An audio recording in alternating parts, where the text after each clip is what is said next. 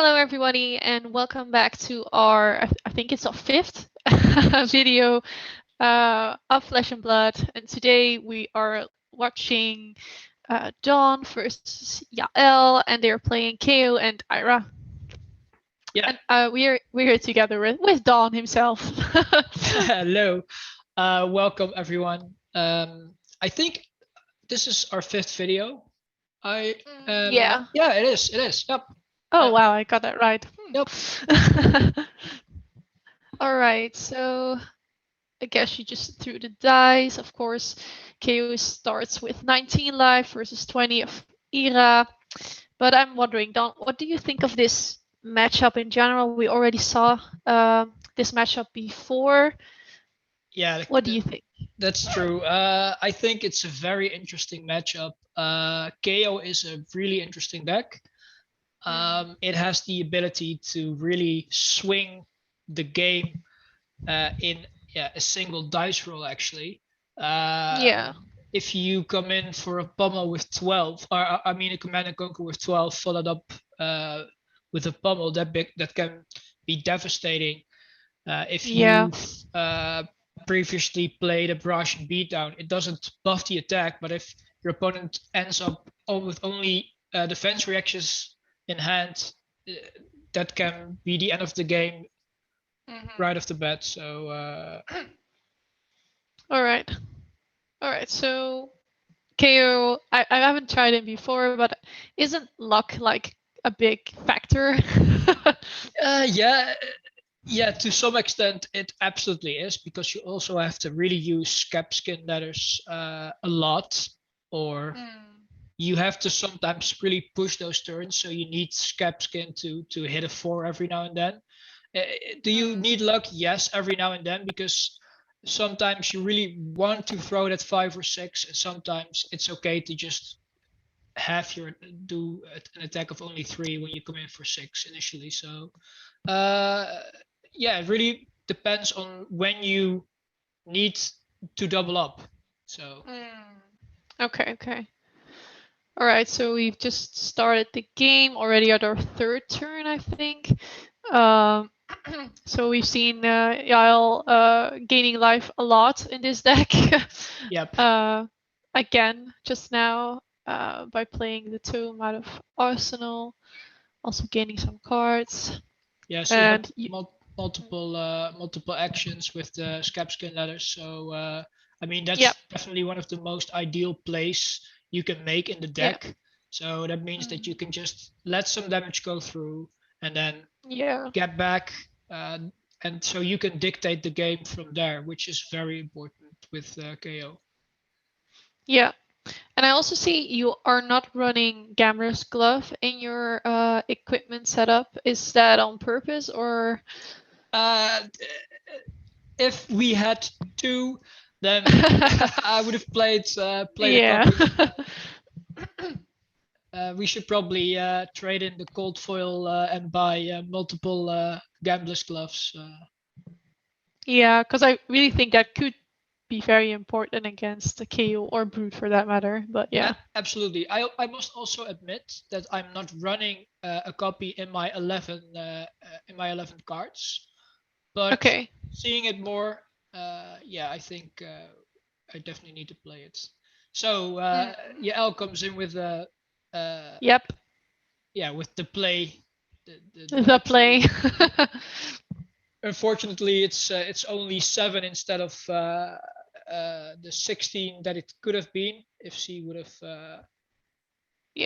doubled up. She didn't use the Gambler's Gloves there, which is a debatable decision, I guess. It's very early in the game, but also it's the best play you can make. So I'm kind of in the middle where she should have used the Gambler's Gloves or not.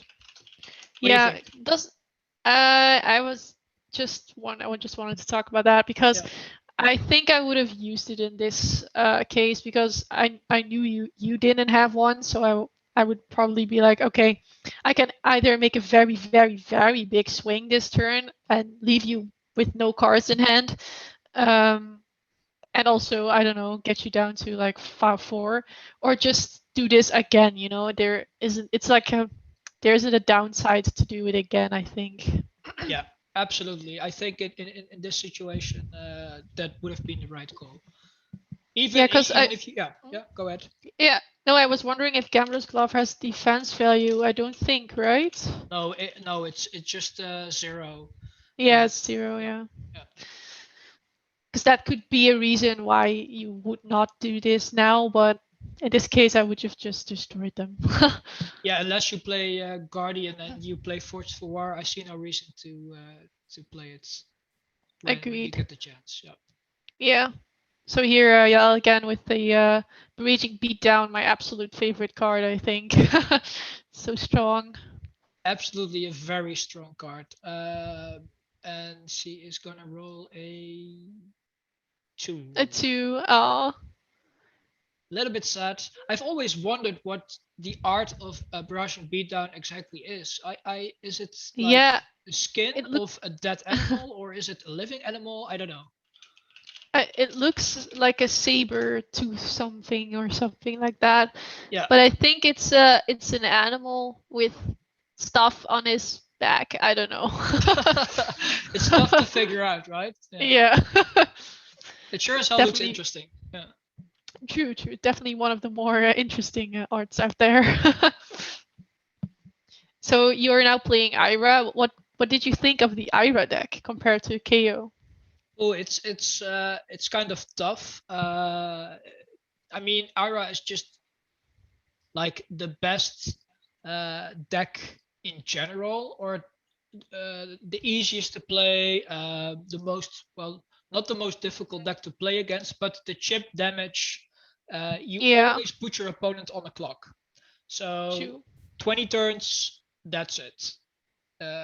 Because there's no way that you can't get 1 damage through with the first or the second Kodachi. So that's always like a pressure point for your opponent. Your opponent knows that, and they should adjust their gameplay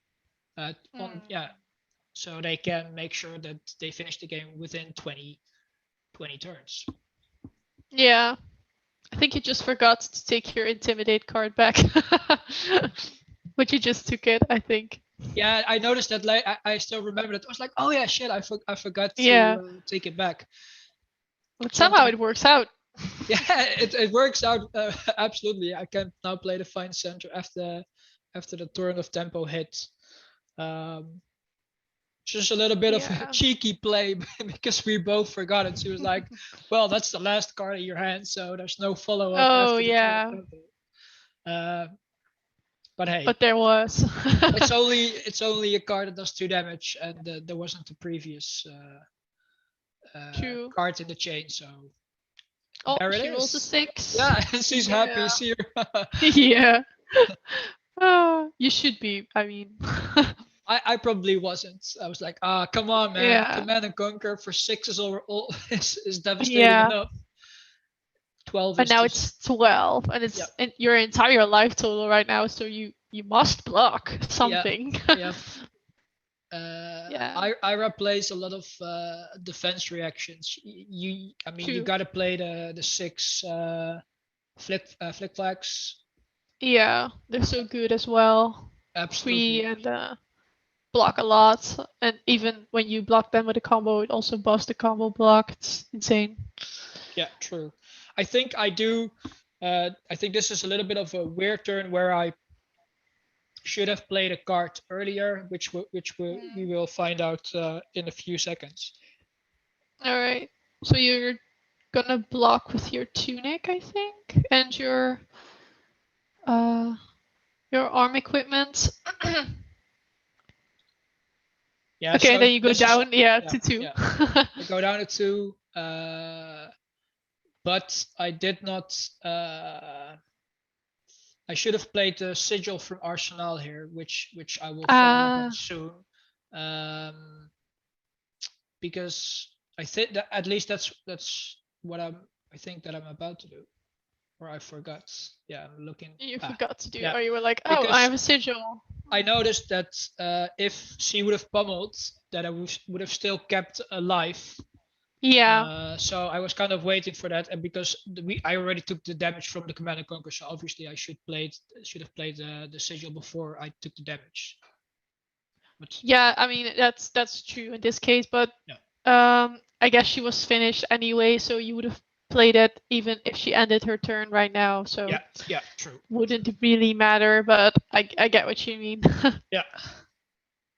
But nonetheless, a very devastating play. I chose to take the damage because I knew I could really make a comeback. Okay. And I think that's also the beauty of this game. Sometimes you just have to take all the damage or block the bare minimum so you can pressure your opponent back instead of blocking it all, and then your opponent comes back with another big swing and another one and another one, and that kind of gets snowbally, which is really difficult. True. That's so true. I've played a not a skirmish, a tryout skirmish this weekend, last weekend, and I played Brood, and my opponent was also playing Brood, and he was like, "Why are you taking like it was like 12 damage or something?" Yeah. But it was because I knew I could do like 19 back. So yeah, that's insane. Sometimes, right? Yeah, I intimidated his full hand so good. I mean, that is the best feeling. Yeah. And he was just left kind of devastated. Like, now I understand why you took all that damage on your previous turn. Yeah. True. It's kind of doing the math, right?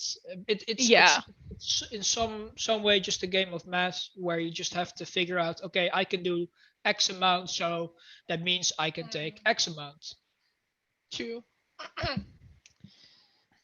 So I can see that sigil in her hand. Yeah, I think there's like 4 sigils, 2 yellow ones, 2 red ones, 2 red sun kisses, and 2 Tome of Feanors. I mean, that's like all the life gain you can get in the same all the life gain you would want. So what I notice when I see games online is that people block with their equipment, and then they want to use it on the next chain as well. Yeah. Have you noticed that as well? Or? Yeah. So that they're now using it, and then they want to use it again, for example, to block the Enlightened Strike here. Yep. You mean that? Yeah. Yep. Yeah. I think it's not. It isn't possible. So they because equipment only goes back when the chain is broken. So right. And so another when you play an attack does. Yeah, exactly. So when you, for instance, play an attack action card in between attacks. Correct. Yeah, that's the only way to block again. But I think that's a more common mistake. Yeah, absolutely. Also the boots you used, I think they're an attack reaction. Yeah. Not sure. Yeah, a lot of people just they calculate damage and then they say, oh, I want to pop my boots, but it's too late to do that actually. Before damage, that is the big difference with the warrior's boots. They go off when the attack hits, which is sometimes kind of difficult to know when the damage gets through. When you do damage, you sort of have to follow the steps. Yeah. Which is why I wrote an amazing article. You should all check it out if you're interested in how the combat chain works exactly. I really liked it. You give great examples, and those examples is, I think, what people need when we are talking about the combat chain. Because if you just read through it without the examples, it doesn't really make sense. So those examples really help you understand how it really works. So yeah. So again, with the 2 Kodachi and a follow-up, of course. Yeah, Kodachi, Pounding Gale. So I find it sometimes difficult to when I should play an attack on as my second attack. Do you want to play Kodachi or do you want to go with a big one? Especially when I play Torrent of Tempo, which from a 5 goes to a 6. It's kind of difficult because I mean, you can block with 2 cards, your opponent can block with 2 cards, and then it's kind of over. But they also have to block with 2 cards. So I'd rather just do the Kadachi and then follow up with a 5 attack instead of a 6. Yeah, I agree. Because they tend to block the second attack. Usually people block the second attack anyway because they don't want the mask to pop off. Yeah. So that's one card, and then they also might need to block with 2 cards for the second attack. So that's in total 3 cards, which is better than the 2 you would get if you played it second. So. Yep, absolutely. But that's a strong point of Ira. She needs so little resources to do so much damage.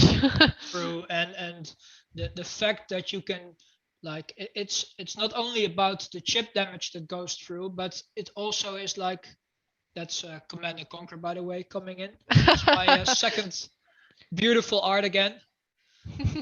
Oh, there it is. I'm like, I'll switch it out because that makes perfect sense. We at the moment, for the video. Exactly. Yeah, we own 3 at the moment, so maybe wait a little bit until the prices drop a little bit because they're very expensive at the moment.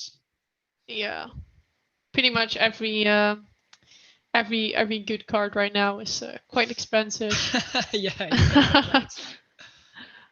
So hopefully, I'm actually glad that the Unlimited of Monarch is coming so quickly after the first edition. Absolutely, I'm really glad that it's gonna be like that. Only a month later, I think. Yeah, so all the other players who didn't get to pre-order a first edition can also play the cards. Yeah, exactly, and that's what we want, right? Because we noticed that we played the game for a little bit longer, so there wasn't like a big shortage when we started playing, but that came like a couple months later, and so many people that weren't able to get cards. It was a little bit unfortunate because there was such a high demand, which is a good thing, of course. But again, the demand was way too high, and I think people decided to not play the game. Whereas there would have been more cards, we maybe would have had more players. Yes, very true. Because lately I've been playing online games a lot with people from international players, and they all are like astounded by my huge collection of first edition cold foils, and I'm like, yeah, because I've been playing for like almost a year, I think now. Yeah, but I mean, it's been a long time. Yeah. Yep. So, and they're all like, "Oh, I don't even own the Spoils of War," you know. Yeah, I think let alone a foil. we also drafted so many games, right? That's just. Yeah. I would recommend everyone, if you get the chance to play draft or sealed with the new sets, I would totally recommend doing that because A, you have such a fun time with only a couple of packs, and B, you can like extend your collection while you're playing, which is like the most beautiful thing ever. Yes, totally. And I find it so funny that while we were drafting, and at the beginning we didn't really know any of the worth of these cards, right? So absolutely. we were like, "Oh, it's just a cold foil equipment. Just pass it through." And yeah, they're better cards. Yeah. And now you would be passing a card of like 200 to 100 euros. It's insane. Yeah, that's really bizarre now you're mentioning that. All right, so again with the Intimidate, double Intimidate this time, and she rolls sadly. Oh, she's gonna pop it. Into yeah. A 6? Into a 6. Yeah, that's very, a good very turn. strong play. I love Pack Hunt. I love playing that with it's next to Command and Conquer. It's the best cards you can play at that moment. Yeah, it has Intimidate. It doesn't need you to throw away a card. Yeah, it's just a good card. So you're down to 1. Down to 1. Yeah, I was fortunate enough to play the red flag, so I was able to defend with 2 cards. So the buff for brush and beatdown did not apply. I wonder what you have in the arsenal right now. I'm wondering that as well. I'm not sure what it is at the moment. Quick shout out to these beautiful sleeves. Aren't they cool? Oh, they're so cool. I'm really happy that we have them. I really appreciate the logo even more. Yeah. Oh, she's blocking with her. Oh, it's what was it? The red sigil. Oh, it's a sigil. Oh, yeah. It's a sigil. Oh. Yeah, it was not a razor reflex. I played it like, hey, that's a razor reflex, but no, it was just a sigil. So I'm back on 4. Yeah. So I've seen. Oh, yeah. Go ahead. So I think we've seen one flying kick yet. I don't know if we've seen 1 or 2 already. But I think flying kick in the Ira deck is just the most broken card ever. It's really, really powerful because most of the time you can just go Kodachi. Sometimes you can go even wider, for instance, with the Snapdragon, Scaleless, or maybe even Lightning Strike before that. So it can really be very, very devastating. That final push. Exactly. If you have the Kodachi, if your opponent is at 1 or 2 and you have the Kodachi, and then the flying kick, it's just 10 damage in that one turn. Absolutely. It's pretty good. Or you have the Enlightened Strike when your opponent is down to 1 life, right? If you just if you have a turn where you can go Kodachi, Enlightened Strike, that's game right there. Definitely. And so here is the Enlightened Strike. Yeah. A big one. Oh, it's a 7-1 probably, yeah. Yeah, because she had multiple actions. Ooh. And Yael is now devastated because I told her, well, that pommel is not applicable on Lightning Strike.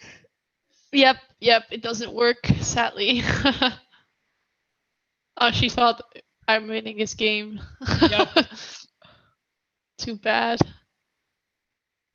And now you know, of course, there's a pommel in her arsenal. Yeah, the surprise is gone, and I can come back with the Kodachi, which when you're at 2 life, it just feels. It doesn't feel nice, that Kodachi. No. Every Kodachi is a card of your hand. You just don't want to do that, but yeah, you must. Yeah. So, what do you think is the best way to deal with that? I'd say try and keep your equipment as long as possible when playing against Ira, just so that you have something left in the last phases. Yep. But in the end, I think in the long game, Ira pretty much always wins. Yeah. In the end. Okay, so I guess you finished the game indeed with a flying kick and Enlightened Strike combo here. Yeah, I mean that's so brutal, right? We just talked about it, and yeah. I don't know. So there it was. Yeah, it was. It's very, very powerful. So Drone of Brutality, it gets hit. Yeah. Yes, it's banned, right? It's banned. It's gone. It's quadrupled in price. Everyone wants to have drones. Apparently. Apparently, yeah. But the big question is, what are we gonna replace it with in the Ira deck? That's a good question indeed. I think I wasn't even playing drone while I was using my Ira deck. I'm not sure what I played differently than others, but I think you can do well without it. It's not. I don't think it's the winning ingredient. But what do you think? In Ira, I don't think it's the winning ingredient. What I am really going to miss it, and that is in Katsu, in the deck that you can grind out and you play all the defense reactions in the world. Where yeah. That deck really needs the drone. Yeah, okay. And I'm kind of sad that it's gone. Yeah, I mean, I won't miss the art. Fair. But maybe, I don't know, did you play the ninja attack action that set that I think attacks for 5 and has go again just out of itself. I think you use it in Katsu. Surging Strike. Yeah, because I think I used that in my deck, which could be a replacement just to keep things going. I think it's not a bad replacement. The thing is, it blocks for 2. Drone obviously blocks for 2 as well. But the big benefit of Drone is that you can block your opponent's Kadachi, and then it just goes back to your deck. True. And you will see it again. Yeah. Whereas, which is probably why it is banned, but yeah. Yeah, I also don't think it's banned because it makes Ira worse, but I think it's banned because the game designers have a different perspective on the game on the long run, which I think is a solid reason to ban this. Yep, exactly. I agree. It also gets kind of boring if you just, I don't know, have Drone of Brutality as your winning condition. Yeah, I get that. It's kind of unfair. Agree. All right, so this was it. I hope you all enjoyed this video. Of course, let us know what you think about our videos and this game in the comments. Feel free to like and subscribe, of course, and hope to see you all in the next video. Yeah, absolutely. Thanks for watching, and we'll see you again very soon. Very soon. All right. Bye-bye. Bye-bye.